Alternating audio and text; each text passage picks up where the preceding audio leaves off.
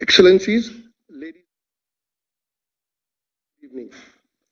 New Delhi, Colombo, Dhaka, Islamabad, Kabul, Kathmandu, Male, and Thimphu are together on a common electronic platform today for the leaders of the SAARC summit, SAARC countries, to share experiences and best practices and to deliberate on an effective and robust strategy to collectively combat the COVID-19 pandemic in our region.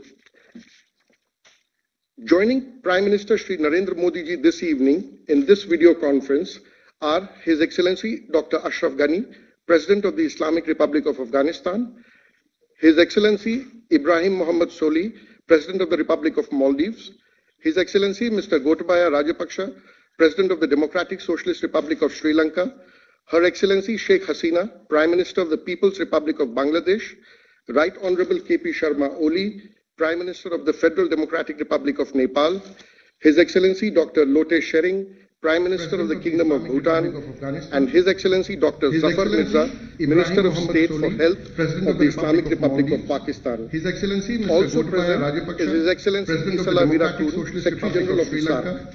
Her Excellency To begin the program, I have the honor to invite the Prime Minister of India, Shri Narendra Modi ji, for his introductory remarks and thereafter for conducting the proceedings. His Excellency Dr. Lote Shering, Prime Minister of the Kingdom of Bhutan, and His Excellency Dr. Zafar Mirza, I would like Minister to of thank State you all for Health of the Islamic for Republic joining of this Pakistan. special interaction. Also present is His Excellency Isala especially Virakun, thank Secretary General of the SAARC.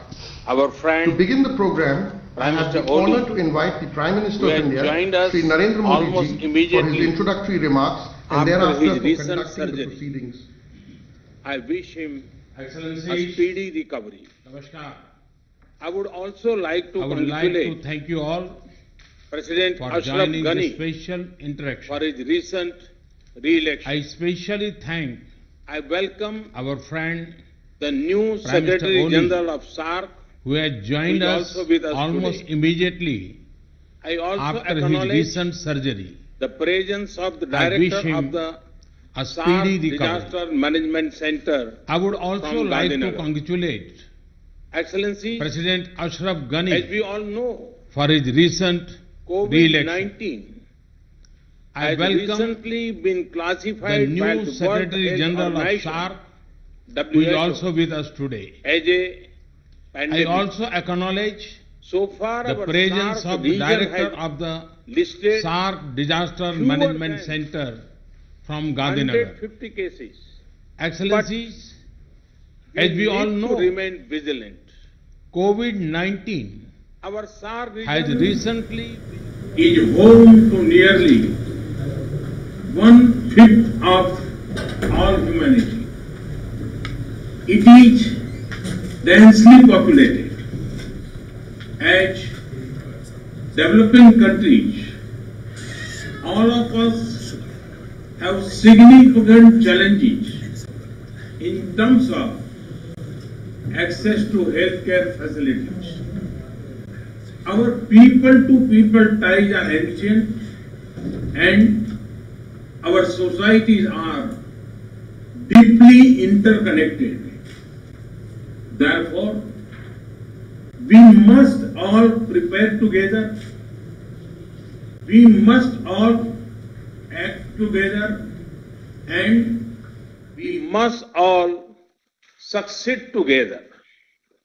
Excellencies, as we prepare to face this challenge, let me briefly share India's experience of combating the spread of this virus so far. Prepare, but do not panic has been our guiding mantra. We were careful to not underestimate the problem, but also to avoid knee-jerk reactions. We have tried to take proactive steps, including a graded response mechanism. We started screening entry into India from mid-January itself, while also gradually increasing restrictions on travel. The step-by-step approach has helped avoid panic. We have increased our public awareness campaigns on TV, print and social media. We have made special efforts to reach out to vulnerable groups. We have worked to quickly ramp up capacity in our system, including through training our medical staff across the country. We have also increased diagnostic capabilities. Within 2 months, we moved from one major facility for pan-India testing to more than 66 such labs, and we have developed protocols for each stage of managing this pandemic. For screening at entry points, contact tracing of suspected cases, quarantine and management of isolation facilities, and for discharge of cleared cases.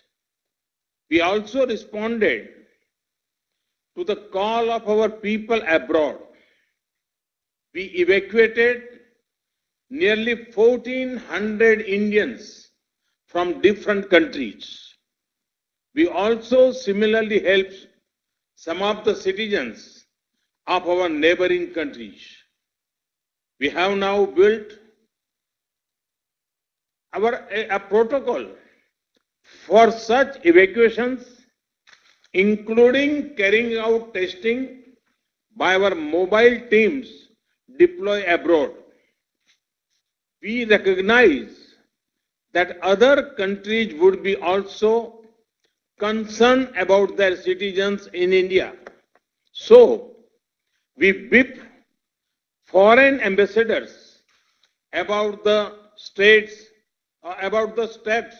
we were taking. Excellencies, we fully recognize that we are still in an unknown situation. We cannot predict with certainty how the situation will unfold despite our best efforts.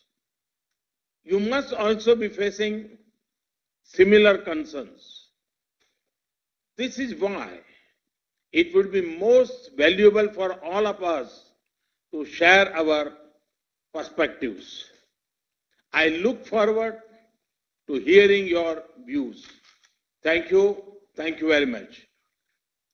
I now request His Excellency President Ghani to share his thoughts with us.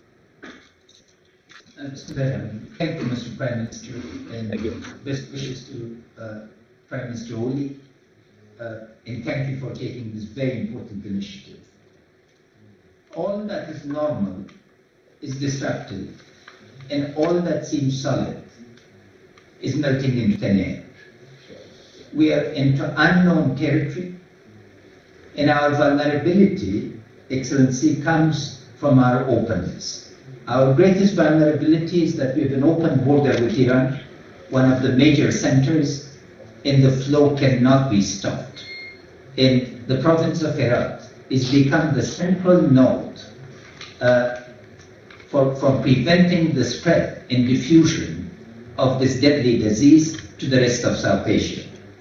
I have the following 5 proposals. 1, modeling of diffusion impacts and scenarios for management. Unless we model the diffusion, we will be facing assumptions from China or the United States of Iran are not suitable to our situation. I request a task force of SAARC to be able to do this. Second, telemedicine, because the second and third order impact of this, particularly on poor and vulnerable and women, is very significant. If we could create a common framework for telemedicine for diagnosis of related issues and as advances take place, how to be able to coordinate. Third, as a landlocked country, which is simultaneously the heart of Asia, closing of borders where essential will result in significant problems regarding availability of medicine, food, and basic goods. Can we coordinate to be able to create controlled flows that both allows transactions to take place while focusing on the essentials? The fourth issue for us, Excellencies, because, and all Excellency, because we've cancelled schools, prayers have been stopped. How do we keep women, youth, and children occupied? Since India in particular and South Asia are leaders in distance education and self-learning, can the SAARC satellite and India's satellite be made available so we can keep people, because social distancing that is necessary cannot just take place. And my fifth proposal, Prime Minister, distinguished Prime Minister, since India is both a very important member of SAARC and a member of the Shanghai Council, Cooperation Council, in Shanghai, both with China, that is our deepest sympathies, in Iran. Can we coordinate between SAARC and the Shanghai Cooperation Council through your initiative? How much of the experience of China is replicable to our situations, and how do we both learn and help Iran? I thank you again for this opportunity. Our conditions, being one of the poorest countries and conflict prone, require learning, particularly from how you upscale the existing programs. We have a program across the country called HELP, that is basic help.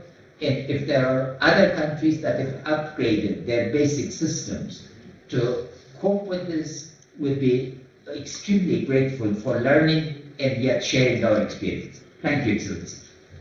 Thank you, Excellency. I now request His Excellency President Soli to make his remarks. Bismillahirrahmanirrahim. Assalamu alaikum wa rahmatullahi wa barakatuh. Good afternoon. I too wish to begin by thanking Prime Minister Modi for this timely call for a regional initiative to combat the increasing threat of COVID-19 in the SAARC region. In times of crisis, we do come together.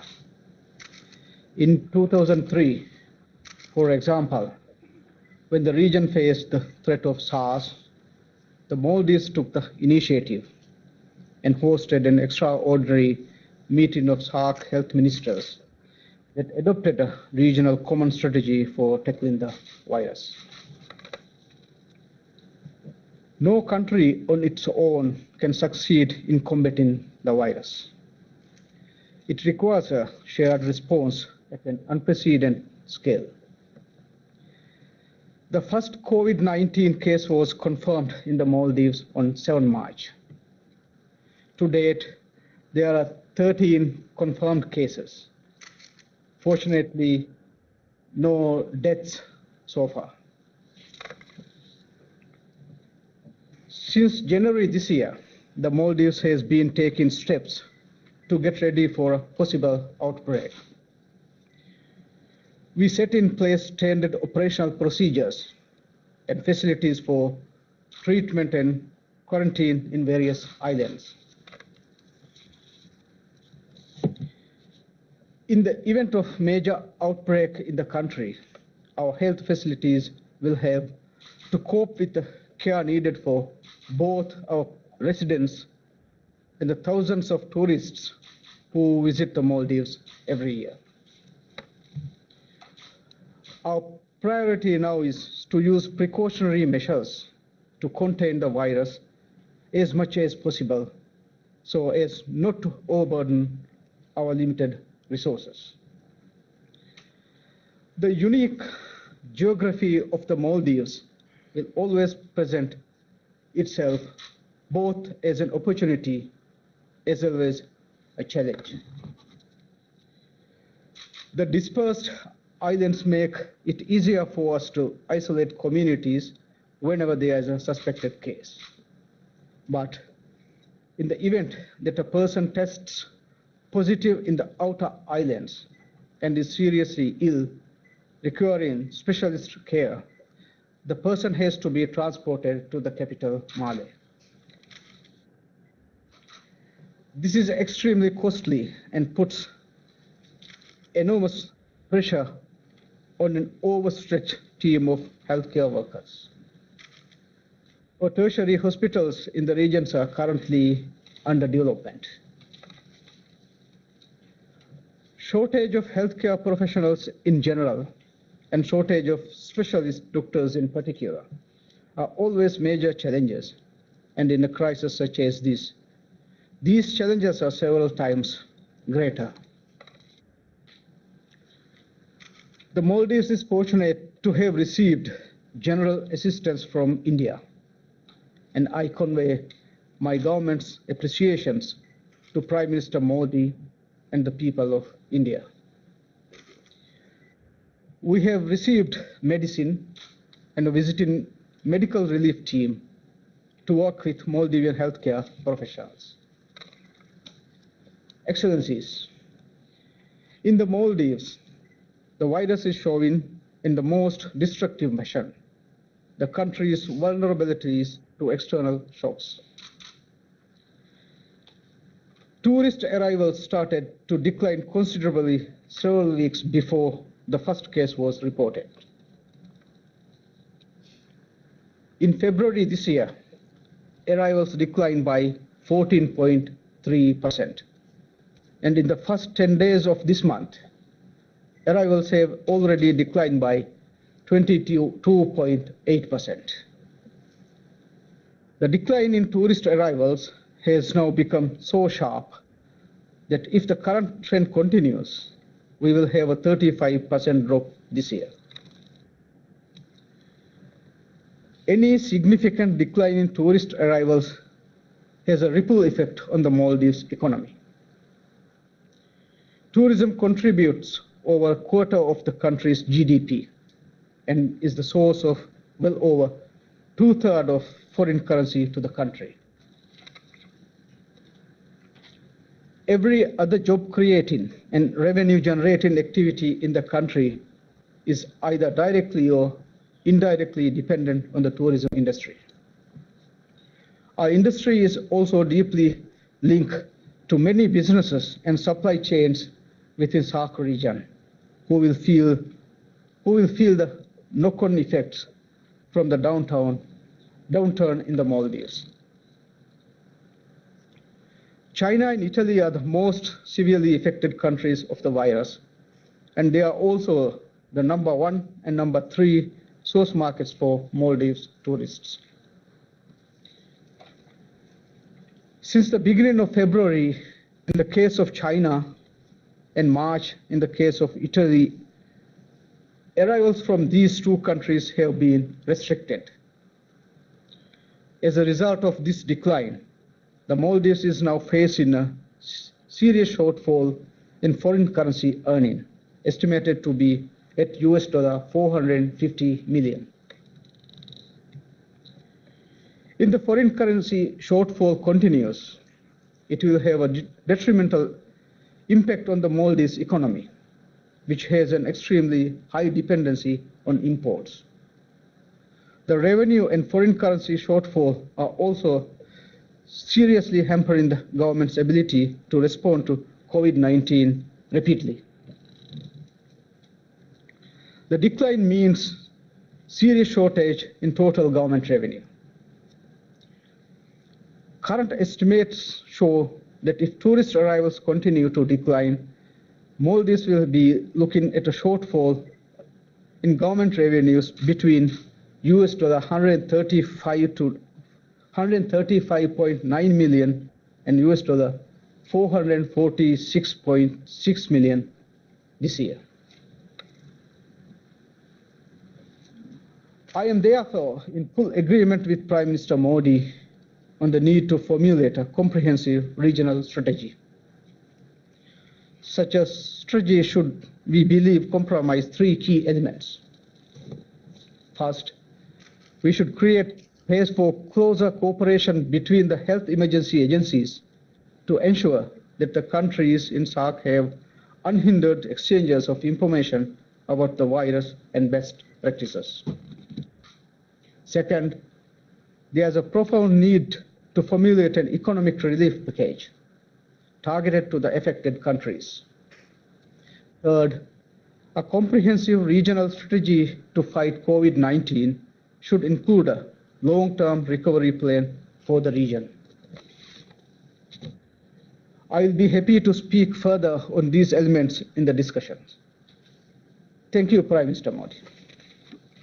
Thank you, Excellency. Now I request His Excellency President Rajapaksa to share his thoughts.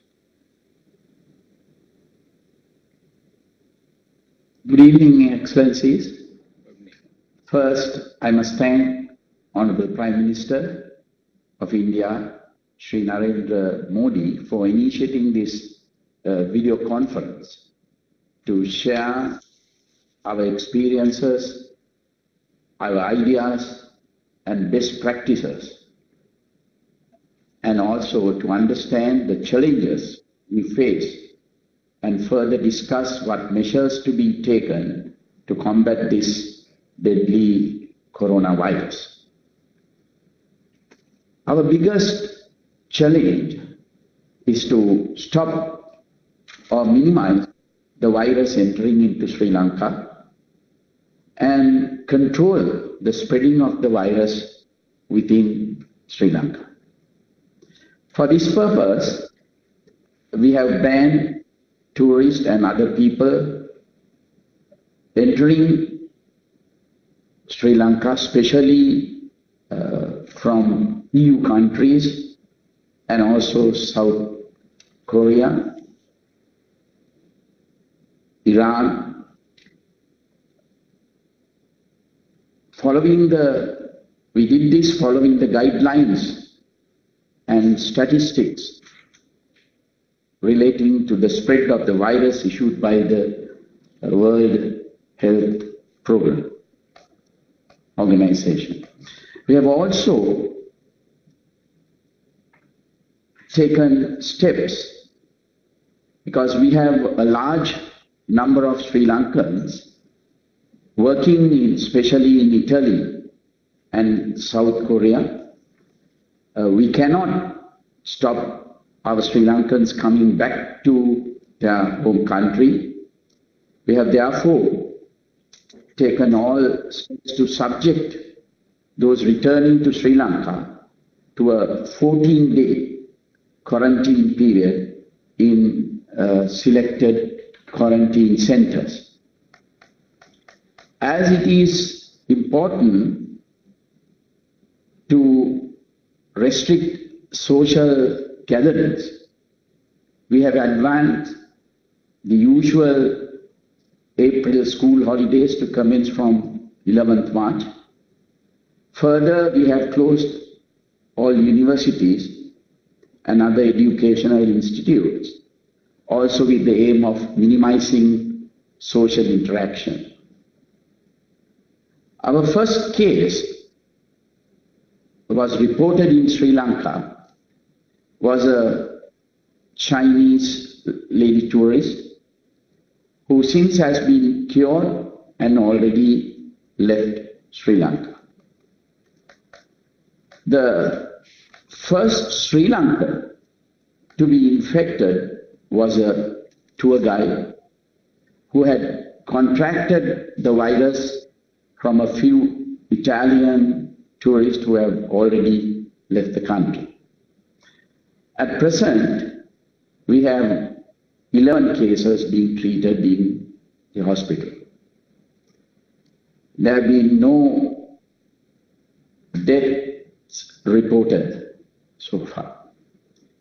We have a specialized infectious diseases hospital, IDH, close to the city, Colombo, with intensive care facilities. This hospital has successfully treated even the first case reported. In all other hospitals designated to treat any suspected cases or coronavirus cases, proper personal protective equipment is used. We have also requested those who show flu symptoms to seek urgent medical attention and also self-quarantine themselves. Close associates of these persons showing any flu symptoms have also been strongly advised to be subject to self-quarantine. The area police and the public health inspectors are closely monitoring the progress of the suspected patients. Public health inspectors undertake daily visits to check on these persons who are self-quarantined. We have also established a national task force comprising all major stakeholders with the power and authority to take crucial decisions have been set up and meet on daily basis with close and constant monitoring of all aspects relating to the spread of this deadly virus. A 24/7 office with hotlines has been established to coordinate all activities related to battling the spread of the virus, quarantine and testing and treatment of suspected and confirmed cases.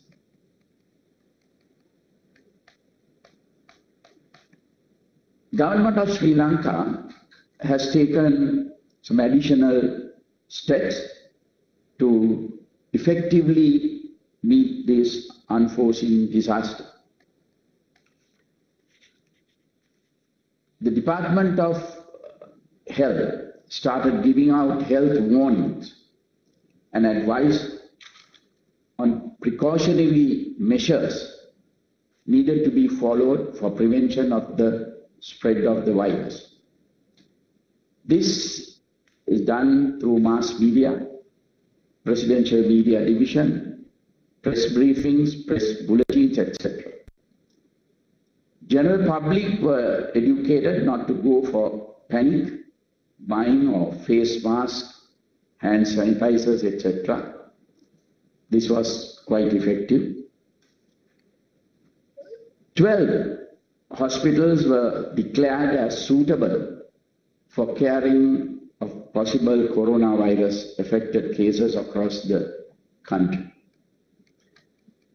Managing of stocks of personal protective equipment such as masks, gloves, sanitizers and other medical items required for treatment of patients also started. Since the high risk area for the coronavirus was the city of Wuhan, Hubei province in China, there was a requirement to evacuate 34 Sri Lankan students and their families back to Sri Lanka. This was done by the national carrier Sri Lanka Airlines, which flew from Colombo to Wuhan and back to Colombo with all 34 passengers. These 34 students on arrival were immediately quarantined by the Sri Lanka Air Force. before they were taken to a military facility in the Central Hills for quarantine for 14 days under the supervision of the Army medical team. None of them contracted the virus and all were sent home on completion of the 14 days quarantine period. At the same time, another 750 Sri Lankans were studying in various universities in different provinces of China and the government facilities.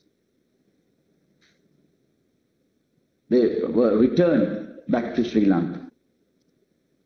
These students were instructed to be in self-quarantine for 14 days under the supervision and monitoring by local health authorities. As you know, probably that our parliament has been dissolved on 2nd March and the general elections will be held on the 25th April. So the nominations are being accepted from 12th March up to 19th March. Therefore, we have to take precautions to discourage large meetings, large gatherings. But the elections will be held as planned. When the World Health Organization, WHO, declared COVID-19 as pandemic and indicated that fundamental public health interventions can still limit the spread of the virus and drive down cases even where it was transmitting widely. Advisories were issued for travelers and precautionary measures were taken by limiting travel overseas of Sri Lankans unless it is essential to do so. Almost all major sporting events, international conferences, meetings, large gatherings have been postponed or cancelled. All schools, universities and other educational establishments, including preschools throughout the country, has been closed for particular periods ranging from 2 weeks to 6 weeks.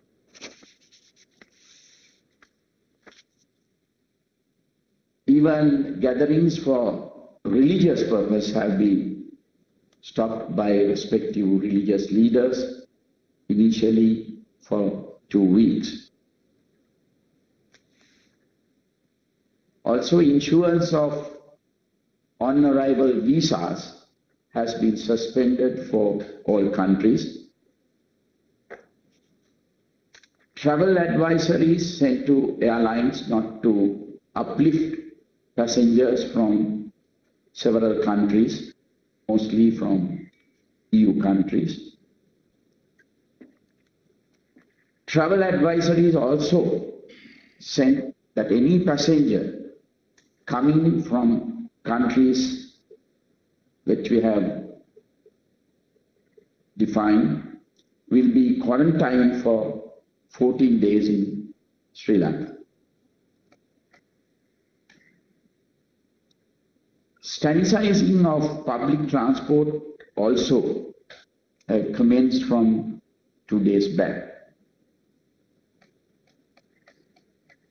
So because of these reasons, our economy has taken a severe blow due to the coronavirus, particularly in tourism. Most of our tourists are from Italy, Germany and other EU countries. And now there is a ban on their coming. Our tourist industry was just recovering after last year's April 21st terrorist attack. Our exports are also adversely affected. Therefore, I strongly recommend the SAARC leaders to formulate a mechanism to assist our economies to tide over this very difficult period. I also wish to recommend that a SAARC ministerial level group be established to discuss, share best practices, and coordinate regional matters on combating coronavirus.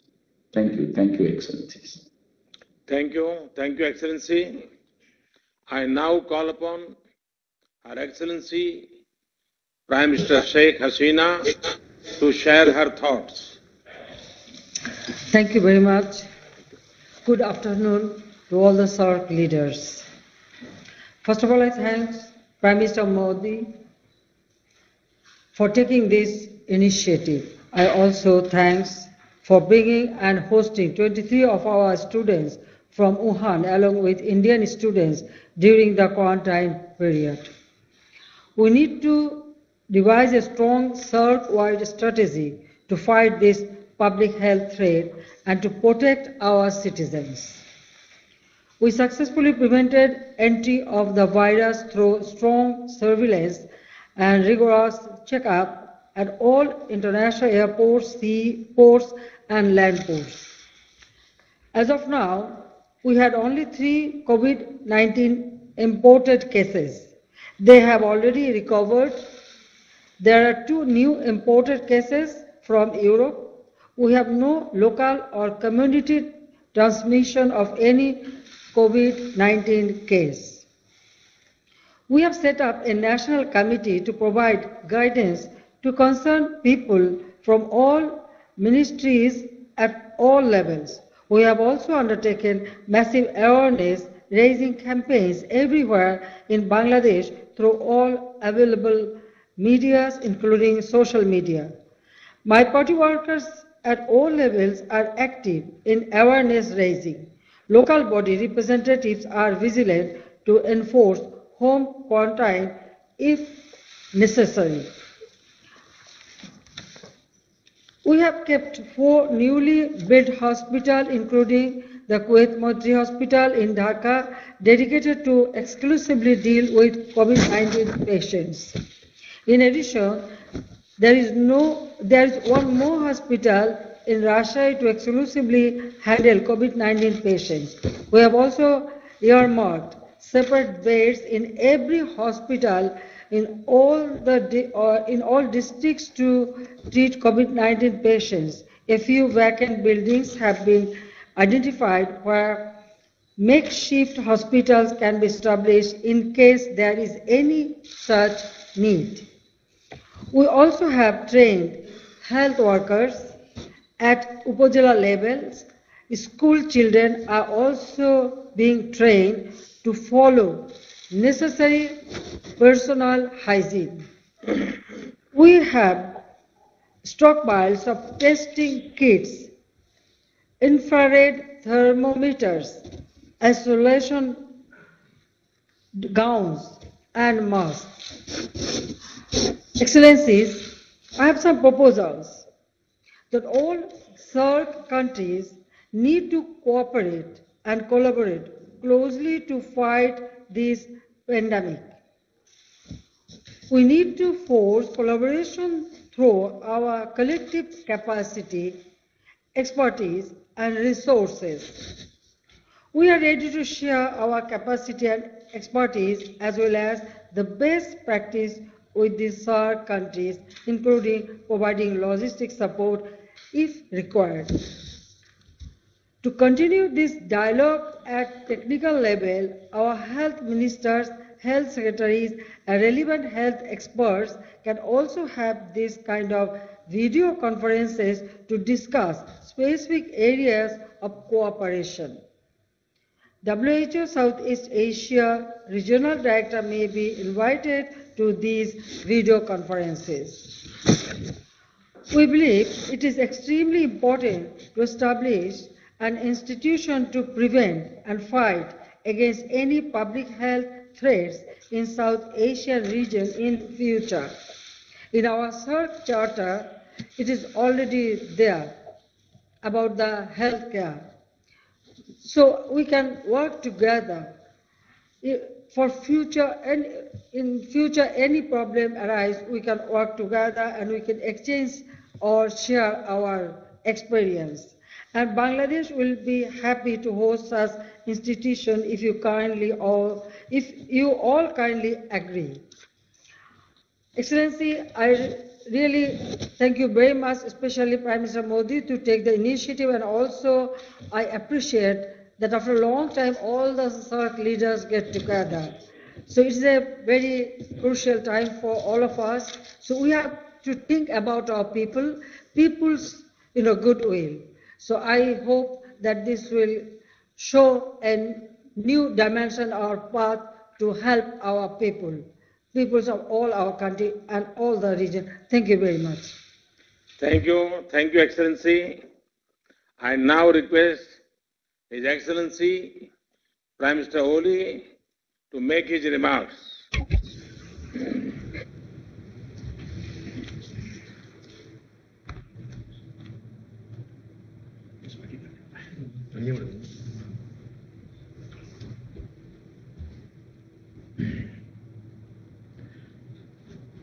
Right Honorable Prime Minister Sri Narendra Modi ji, distinguished heads of state and government of SAARC member states, Namaste and good afternoon.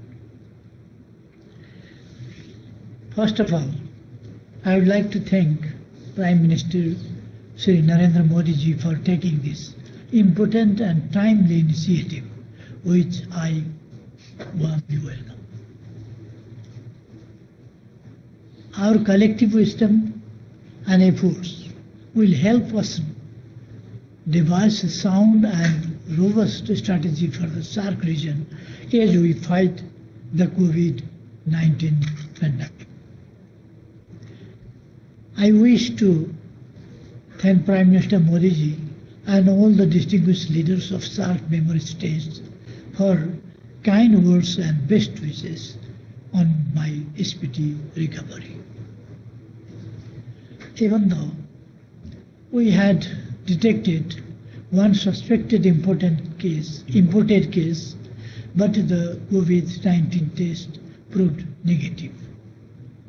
Yet we are aware of the high risk of possible outbreak at any time. We remain alert from preventing it. We have taken several measures to enhance our preparedness. Our efforts at the moment are geared towards preventing this disease to enter into our country.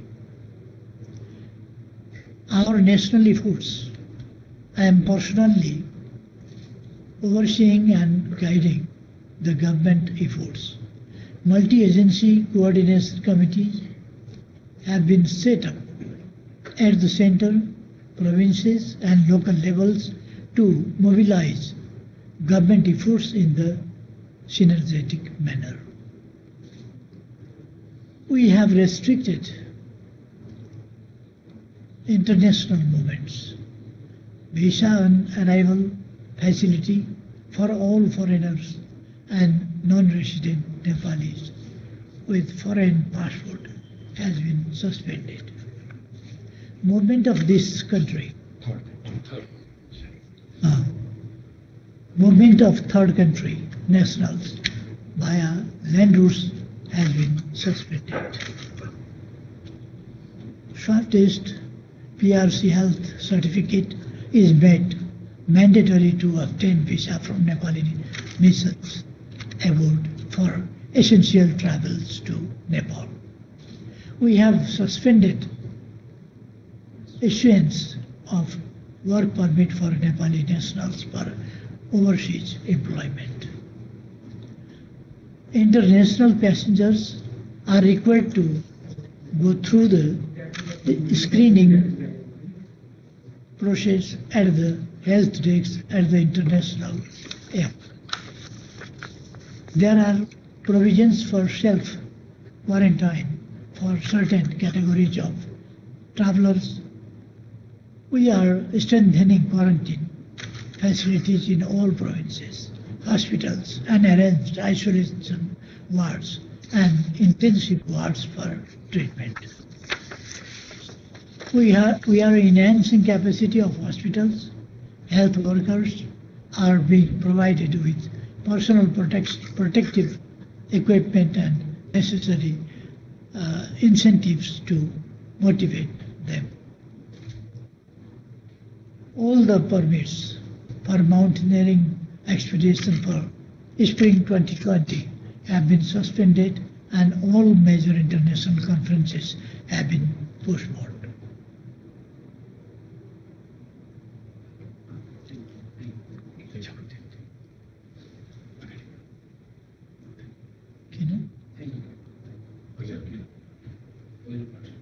Okay.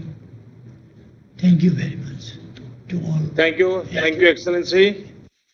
Now I call upon His Excellency Prime Minister Dr. Lote Shering, who is an experienced surgeon. Prime Minister Shering, we are all keen to hear you. Please.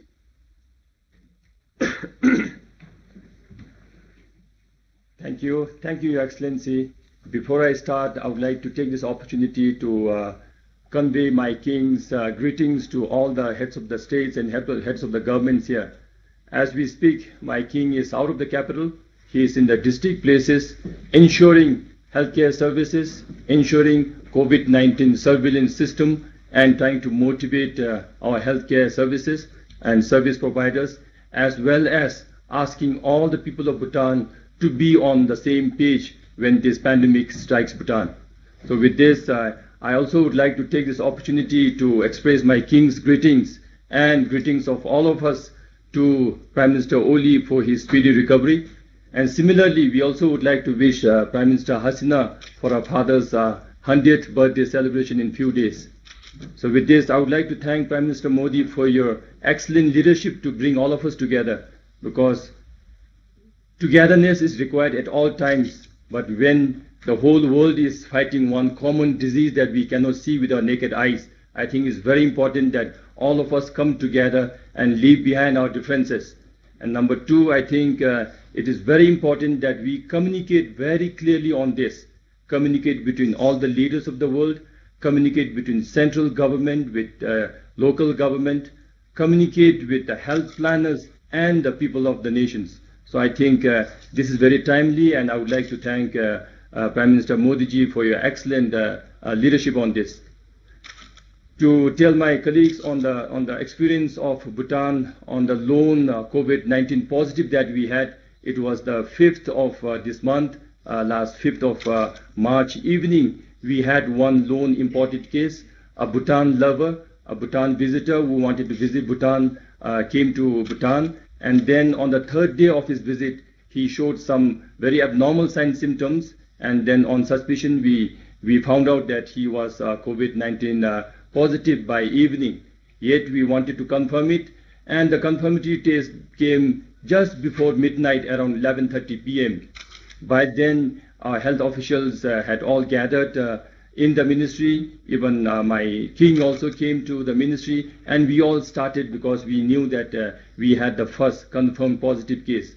So throughout the night, we worked very hard.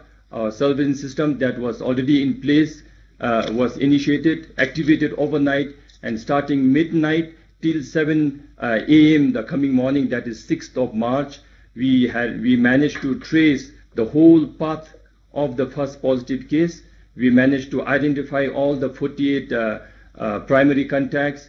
We managed to send all the contact tracers and surveillance team to their respective places and inform them of the importance of house quarantine that first morning. And then as the day unfolded, we managed to pull them out and bring them to the formally identified quarantine facilities. So over 78 hours, we managed to identify all 48 primary contacts from 3 different parts of the country wherever our tourists had visited. And we also managed to initiate the medical team that we had identified to treat in case if he had a positive case. And then he was isolated and treatment started. And it all happened because our health ministry under Minister Dishen's leadership, everything was planned beforehand. And then our king was also awake the whole night trying to coordinate the whole thing and bring all the primary contacts together. So we do not wish to have positive cases in any countries, but to have a positive case in this manner and to be able to identify all the primary contacts and isolate them, I thought was a huge success that we brought in.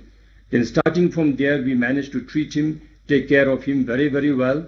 And his family wanted the patient back home. So he was successfully air evacuated day before yesterday, and he reached his hometown last night actually. So we wish him a speedy recovery. All the people of Bhutan send our sincere prayers for his speedy recovery. But the fact is, since as we all know, and as all the heads of the country, this is an uphill task, because we really don't see our enemy.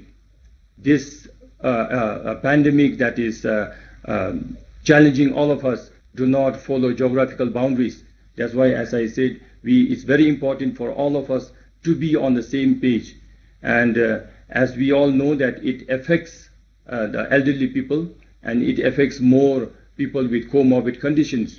So similarly, the aftermath of this disease will also affect the smaller and vulnerable economies more hardly than the better ones.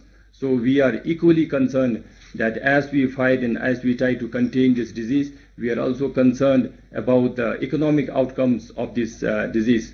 So therefore, I would like to support all the proposals that were made before me, and also to be very, very sure that we all will share our limited resources that we have, share the technologies that we have, and also to have frequent such meetings so that with the changes in time and with the changes of the demand of this pandemic, we also come and regroup ourselves. And I also would like to propose that we must have a similar cooperation in economic get up on this issue, because all the smaller economies are disproportionately hit. So with this, I'm sure my other colleagues will have a lot of points to share, and I also would like to contribute as the discussion goes on. So as of now, I would like to thank all the heads of the states and heads of the countries, governments, as well as Prime Minister Modi for your initiative. Thank you very much. Thank you, Excellency. Now I call upon His Excellency Dr. Jafar Mirza, who also has medical experience, to share his thoughts.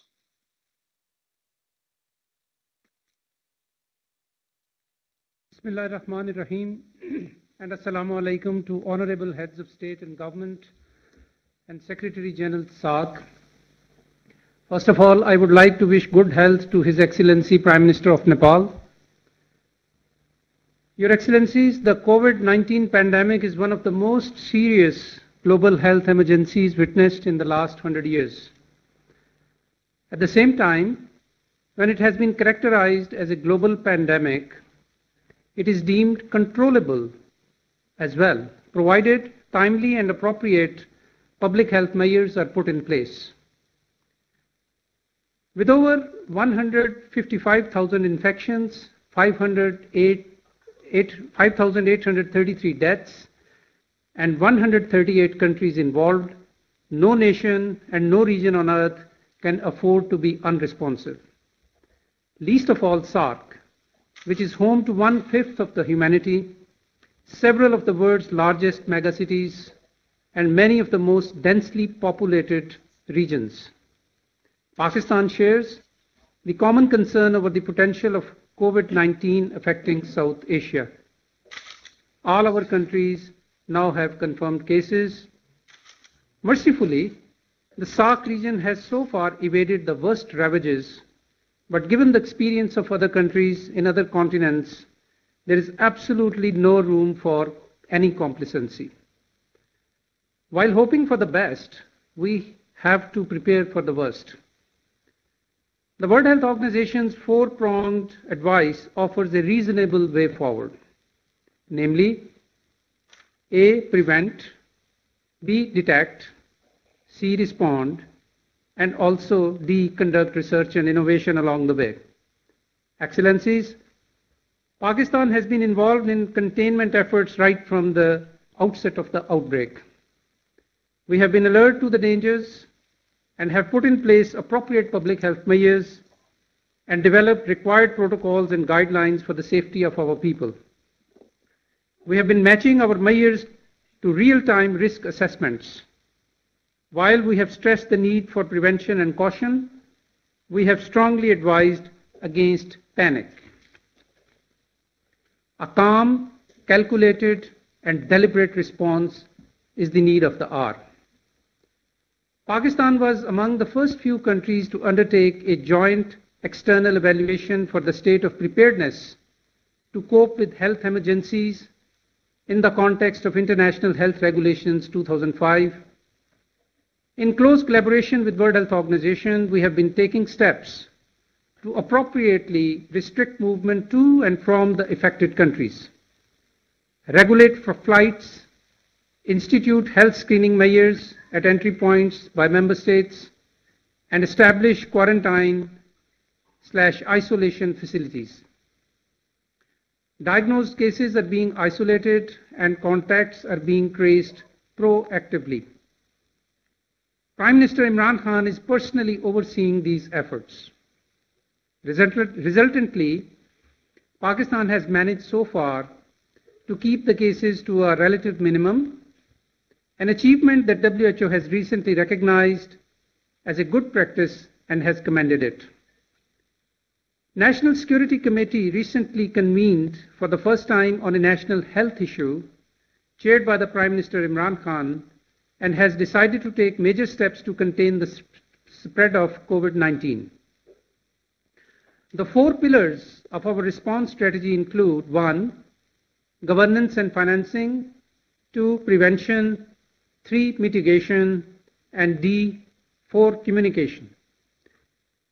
We have decided inter alia: 1. To close all our educational institutions for 3 weeks, close the entire western border for 2 weeks, restrict international flights to 3 airports only, and to ban all large public gatherings, and reinforce screening and administrative measures at the seaports and at the ground crossings. The situation is being monitored closely, and appropriate measures are being taken through a systematic consultative review process. The National Disaster Management Authority has been mandated to lead the interagency efforts, and command and control centers have been established at the federal and provincial levels. Effective coordination and surveillance at all levels is critically important. Excellencies, the COVID-19 pandemic forces us to think not in terms of nations and states, but as a collective. If our health systems, disease surveillance systems, and preventive measures are unable to cope, the human and economic cost alone can be staggering. The cumulative impact will dampen region-wide growth prospects and negatively affect the national development agendas. At their current stages of development, the SAARC members can ill afford such a setback. The unprecedented challenge therefore warrants an unprecedented response. We must recognize that the national and local responses still remain the key, and they are the most critical. It is equally important to pursue, however, evidence and science-based responses. Stigmatization and stereotyping is counterproductive. The SAARC Secretariat is best placed to coordinate regional endeavors. With this in view, Pakistan proposes, like other excellencies, that the SAARC Secretariat be mandated to: 1. Establish a working group of respective national authorities for health information and data exchange, as well as coordination for responses in real time. And 2, like His Excellency President of Maldives and Her Excellency Prime Minister of Bangladesh, Pakistan would like to reiterate its earlier proposal of hosting SAARC Health Ministers Conference at an appropriate time. 3. Reach out on behalf of SAARC countries to specialized development partners, including World Health Organization, for mobilization for technical advice and resources. 4. Follow WHO guidelines and implement exit health screening for travelers in the region to avoid cross-border spread. 5. A regional mechanism is proposed to share disease surveillance data in real time about prevalence and incidence of communicable diseases and public health events of regional significance. And lastly, learn from and disseminate the experience of SAARC observer states, particularly China, which has effectively addressed the COVID-19 challenge despite being from where it originated. Excellencies, the challenge at hand demands sagacity, vision, and synergy of action. The strength and resilience of the people of South Asia is well known. We have no doubt that we will overcome these challenges. Thank you, Your Excellencies. Thank you. Thank you, Excellency. Thank you all for sharing your thoughts on the situation and the steps you have taken. We all agree that we are facing a serious challenge. We do not know and as yet know what shape the pandemic will take in the coming days. It is clear that we have to work together. We can respond best by coming together, not growing apart. Collaboration, not confusion. Preparation, not panic. In this spirit of collaboration, let me share a few ideas on what India can offer to this joint effort. I propose we create a COVID-19 emergency fund. This could be based on voluntary contributions from all of us. India can start with an initial offer of $10 million for this fund. Any of us can use the fund to meet the cost of immediate actions. Our foreign secretaries, through our embassies, can coordinate quickly to finalize the utilization of this fund. We are assembling a rapid response team of doctors and specialists in India, along with testing kits and other equipment. They will be on standby to be placed at your disposal if required. We can also quickly arrange online training capsules for your emergency response teams. This will be based on the model we have used in our own country to raise the capacity of all our emergency staff. We had set up an integrated disease surveillance portal to better trace possible virus carriers and the people they contacted.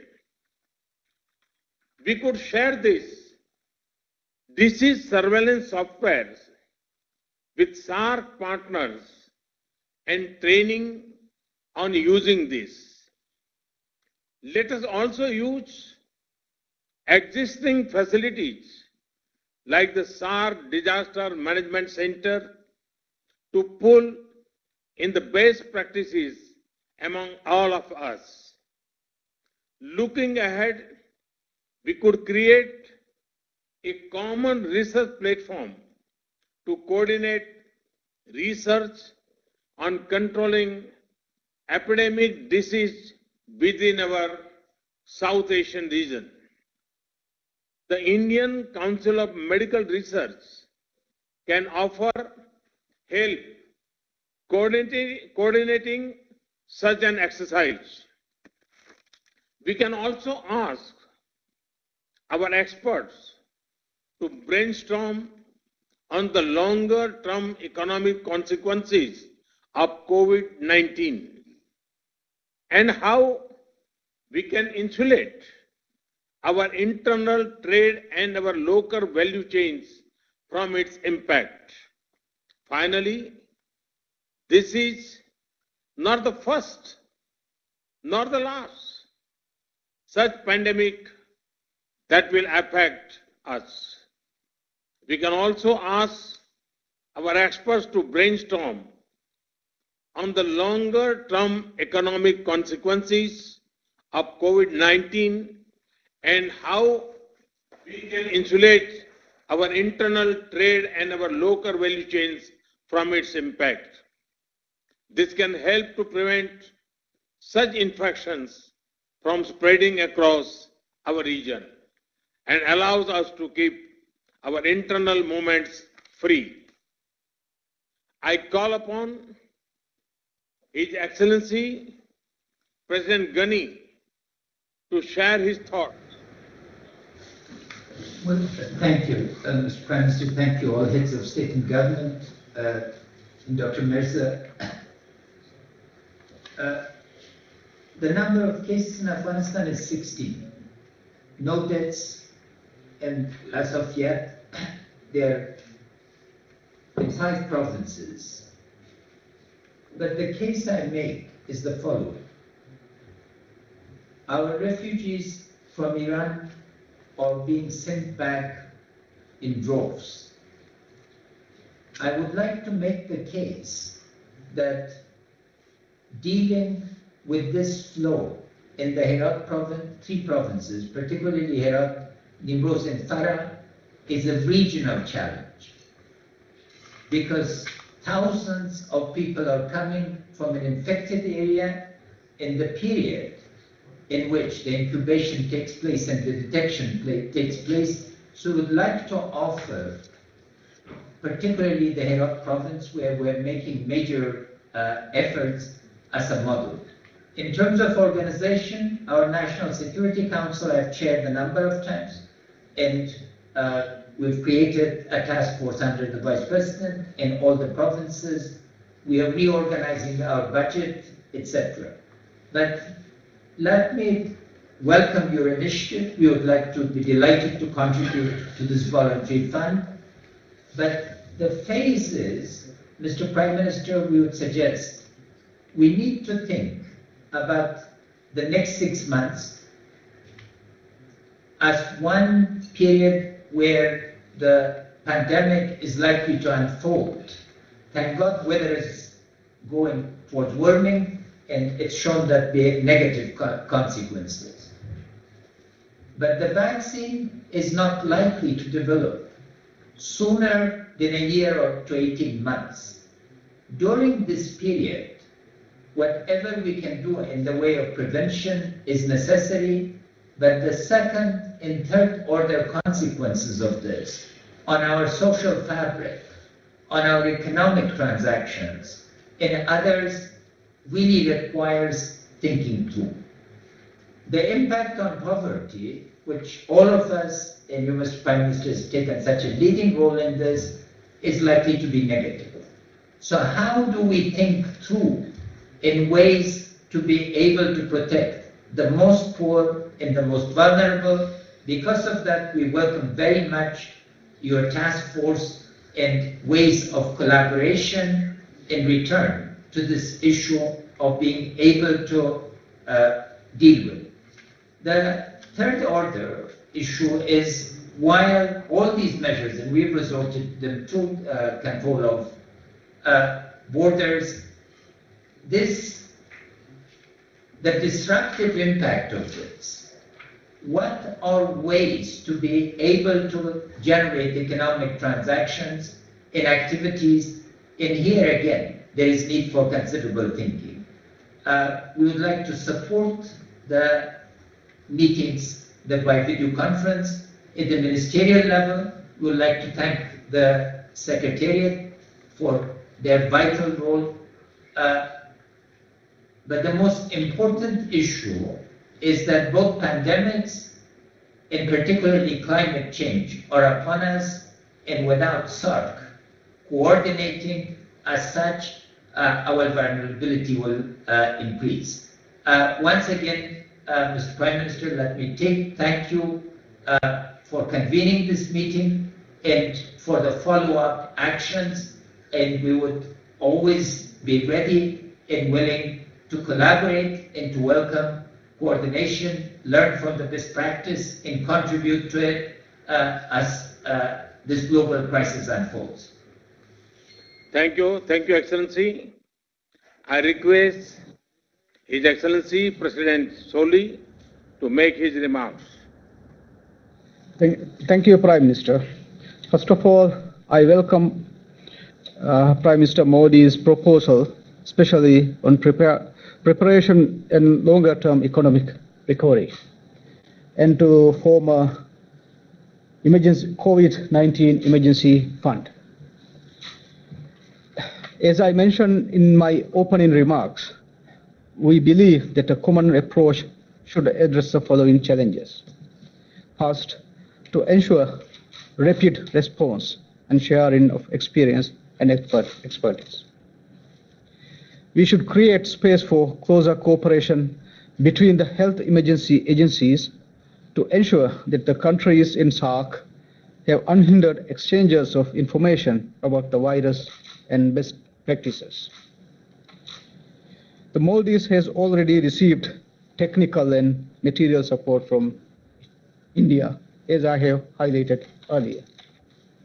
I would also like to thank the Government of India for evacuating 9 Maldivians from Wuhan. It is time that bilateral cooperation of that nature be expanded to regional level, where every country would benefit. There is a profound need to formulate an economic relief package targeted to the affected countries. In the case of the Maldives, such a package would include budget support to fill the significant shortfall in revenue gap that I mentioned earlier. Third, it is always good to plan ahead to ensure quick and sustainable recovery after the pandemic. So we believe that we should start discussing a long-term recovery plan for the region. For the Maldives, such a plan means initiating a quick recovery in the tourism sector. It means building up our resilience through sustainable regional development and connectivity between the Maldives and major cities in the region. It also means scaling up private investment in tourist resorts and infrastructure that propels growth in tourist arrivals, which in the Maldives means economic growth. Thank you, Prime Minister, once again for convening this meeting. Thank you, Excellency. I now request His Excellency President Rajpaksha to share his thoughts. Thank you very much, Excellency. And again, I want to thank Honorable Prime Minister of India for convening this important video conference today. And we learned a lot of lessons from all the participants. and I thank all the heads of state for sharing their experiences and also good practices. And also I want to thank you, Excellency, for the series of assistance that you have proposed, especially the raising fund, COVID fund, and also we all know there's a shortage of testing kits and other equipment, not only within this region, or all over the world. So thank you for offering these assistance to all the regional countries. And also, it is very important for us to work together, not only combating COVID-19 virus, but also be prepared for similar situations in future. We have to understand that it's very important that the social awareness is very important in these type of situations. Because sometimes the people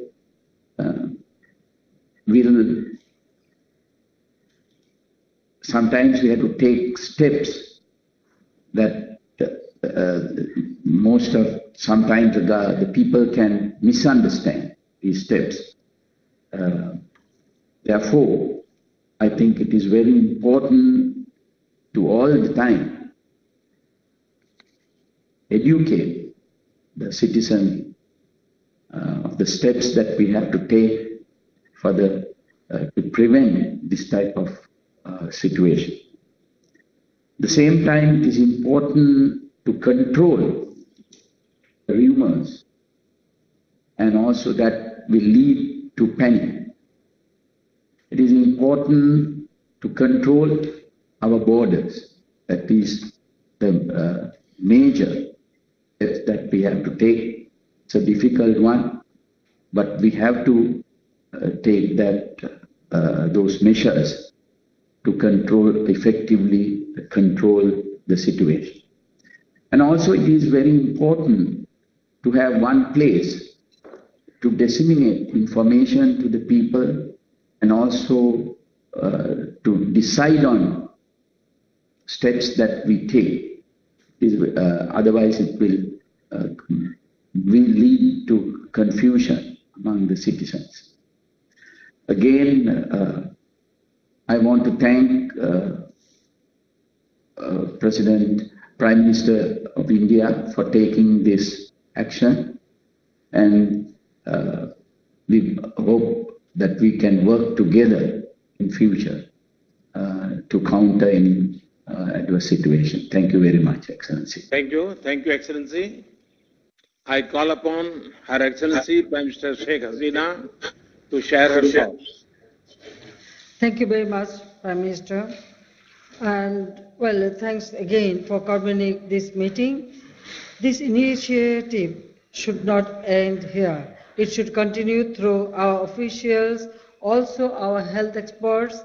They can work together and they can continue the discussion how we can combat at present situation or the challenge of COVID-19 and other diseases. Let us not forget how we all are interconnected in today's world. Now, whole world is suffering, and the people. I think this is for the first time it happened. Because of this COVID-19, now people from everywhere, actually, the whole world become very much worried about it. So the initiative within us, the South Asian country, it is excellent idea, and we should find out a strategy. And I really appreciate and we welcome your ideas and initiatives. I mentioned that this SAARC official can work and they can activate all these ideas, and also our experts can join together, because I feel that we need to work together jointly in close collaboration for addressing these challenges. I feel that our joint effort, we can save our people and also we can make progress in this area. So I feel that your proposals, we can, our experts can sit together and we can, examine that how we can implement it and we can make progress. So I thank you very much for this initiative, and I hope that together we will be able to combat this distress situation. I look forward to being in touch with you all, Excellencies, as required, and hopefully together we can ensure the safety, security of our people in this region. And again, I thank you very much, and our new SAARC Secretary General can coordinate the follow-up actions, which will, I feel that will be, an excellent job, and Bangladesh would be happy to join all these efforts. So again, Prime Minister Modi ji, I thank you very much for your initiative that holding these video conferences, and again I request all our officials to continue this dialogue, which is very, very important at this moment for our peoples of South Asia. Thank you very much. Thank you, Excellency. I now request His Excellency Prime Minister Oli to make his remarks.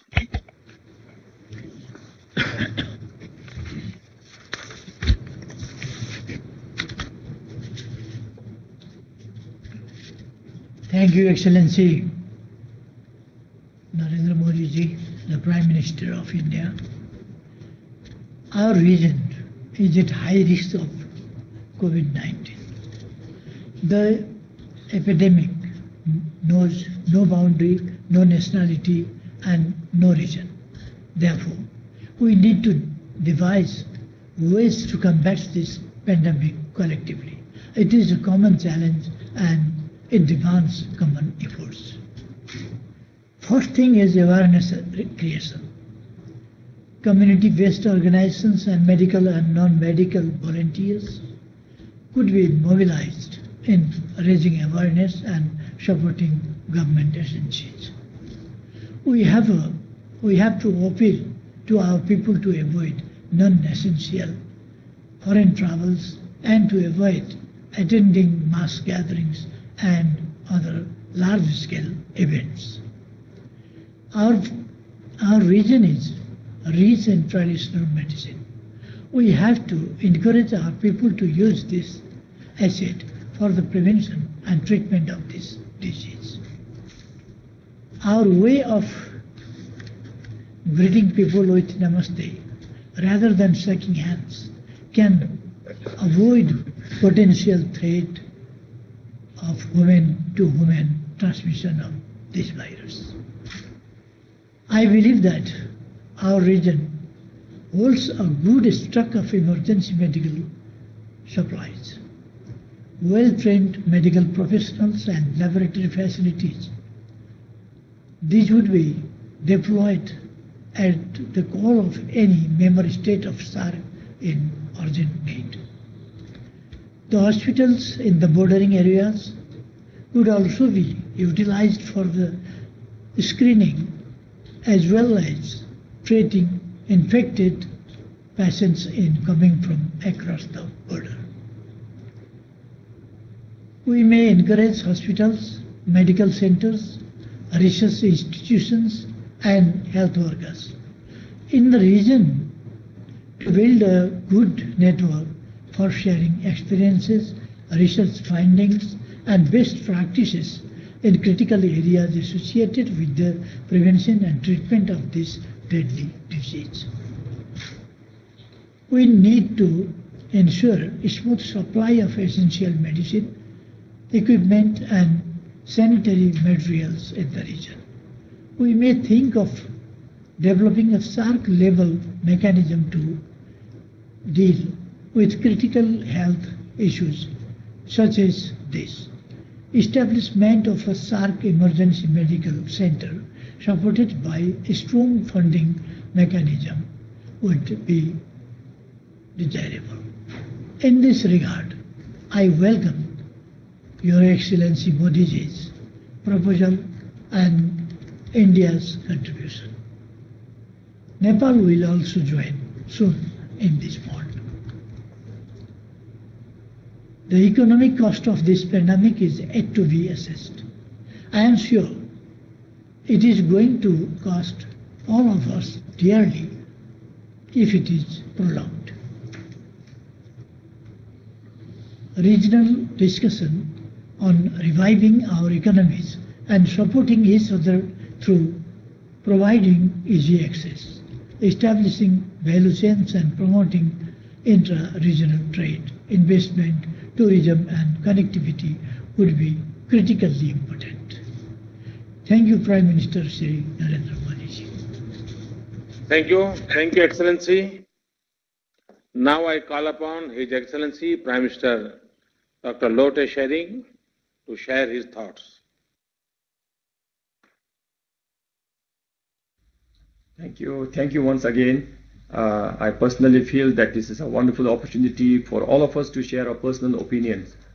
And I also would like to take this opportunity actually to thank all the healthcare providers who are in the forefront fighting this war with unseen enemy. And I also would like to send prayers and condolences for all the dear thousands of lives lost. I would like to thank Prime Minister Modi ji's initiative in getting all of us together, as well as proposing to have emergency COVID-19 relief fund. That would again be a wonderful initiative, and Bhutan would be a very active participant to this initiative. Thank you very much. I think as we fight this unknown disease in the acute phase, we must also be able to go through this and see the long-term consequences of this, be it on health or on non-health initiatives. Maybe as we fight this disease, maybe we will be able to overcome the acute problem. But what happens to the long-term consequences? What if we all developed endemic to this disease? What would be the international health regulations on this? So if we can think through all this, then we will definitely have lesser problems in the near futures to come. And also, I think we must, of all the initiatives, I would like to repeat and insist that we must be willing to share the limited resources that we have. And through these limited resources, we should now be training more of our health professionals at a center of excellence in our region. So with this, again, as we unfold, I would like to propose that we meet again, and as Prime Minister Modi ji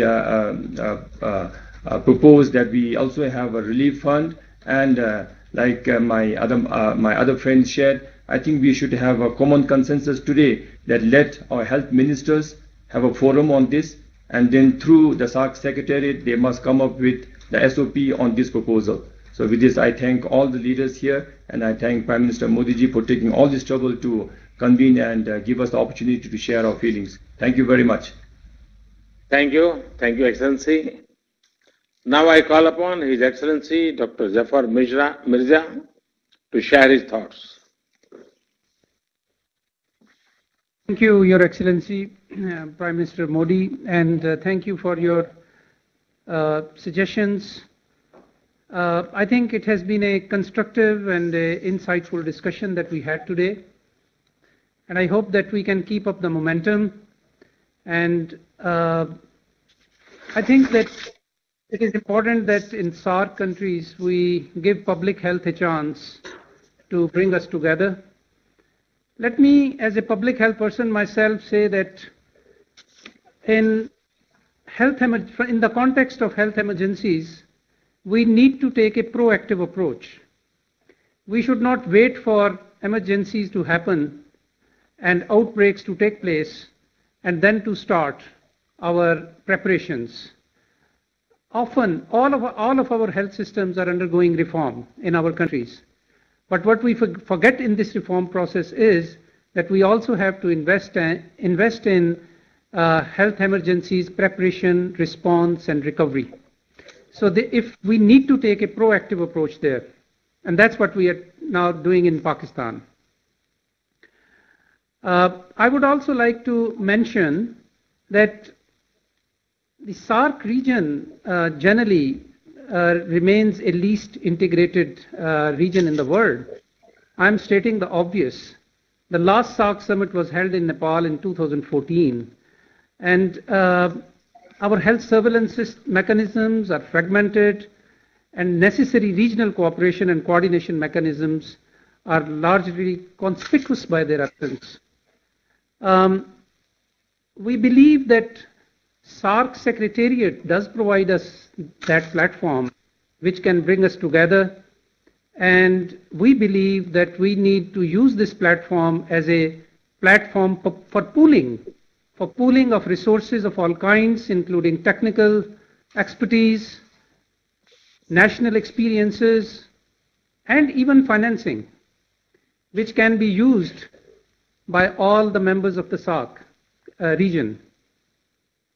Your Excellencies, I would also like to mention that we hope that during this COVID emergency, our member countries will provide access to emergency assistance to all our regions in our countries, because equity in health is a fundamental principle of public health. In this regard, let me say that it is a matter of concern that COVID-19 has been reported from Indian-occupied Jammu and Kashmir. And in view of the health emergency, it is imperative that all lockdown in the disputed territory must be lifted immediately. Opening up communications and movement would facilitate dissemination of information, allow distribution of medical supplies, and enable containment and relief efforts to proceed unimpeded. Lastly, I would like to also address the point that His Excellency President Ghani made, and we understand his concern about the border crossings and their closure. I want to reassure him that we have done this for temporarily, so that we can reinforce our point of entries and land crossings. And this is exactly in the light of the WHO guidelines and the steps being implemented by regional states to contain the spread of the virus. This is a temporary measure. I assure you, Pakistan remains cognizant of Afghanistan's needs and requirements, and I assure you that the essential supplies, including food and medicine, will be allowed through as the requisite surveillance and screening mechanisms are put in place. I thank you very much. Excellencies, thank you once again for your time and your ideas. We have had a very productive and constructive discussion today. We all agree that evolving a common strategy is critical to handling such challenges. And we agreed to find cooperative solutions. We will share knowledge, best practices, capacities, and where possible, resources. Some partners have made specific requests, including about medicine and equipment. My team has taken careful note of this. Let me assure you that we will do our best for our neighbors. Let us ask our officials to maintain close contact and develop a common strategy in the spirit of partnership and working together. Let us identify nodal experts from each of our countries, and they can have a similar video conference 1 week from now to follow up on our discussions today. Excellencies, We have to fight this battle together and we have to win it together. Our neighborhood collaboration should be a model for the world. Let me conclude by wishing all our citizens good health and success in our united efforts to tackle this pandemic in our region. Thank you very much, and Namaste. Excellencies, this brings us to the close of the SAARC leaders video conference on combating COVID-19 pandemic. I would like to thank all our distinguished guests for joining us this evening. Thank you and namaskar.